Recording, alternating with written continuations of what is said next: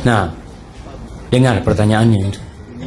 Ini berkaitan dengan warisan, dengan orang mati, antara faraid, wasiat dan hibah.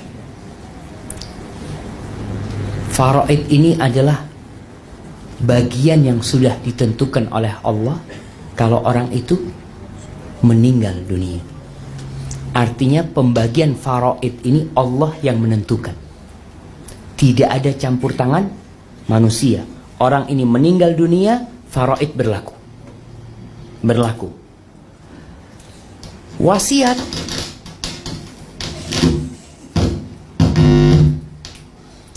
jadi ana memang sedih jamaah. Di tempat-tempat kuliah, masalah terbesar kita itu sound system. Nah, alhamdulillah, udah siap.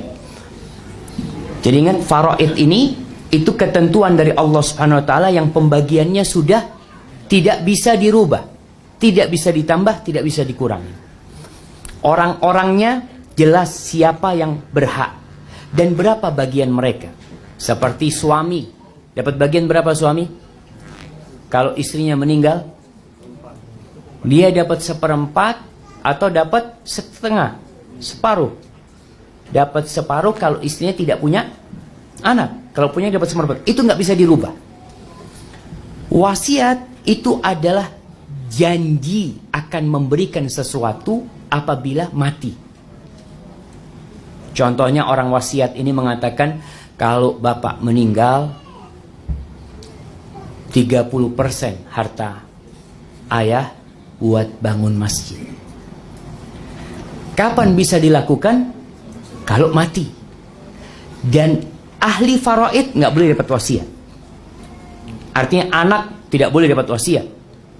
Jadi sang ayah umpamanya melihat ini rumah buat fulan, kalau abah meninggal rumah ini buat fulan, itu tidak berlaku. Kenapa? Karena anak sudah dapat bagian faraid.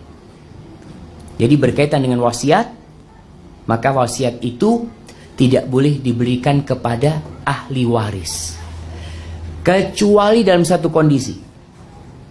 Semuanya ridho. Umumnya semua ahli waris, ini ayah waktu itu wasiat, rumah ini buat yang paling kecil. Gimana?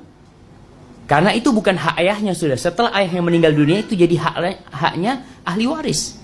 Ketika mereka mengatakan, ya boleh, berikan sudah. Ya udah, berikan.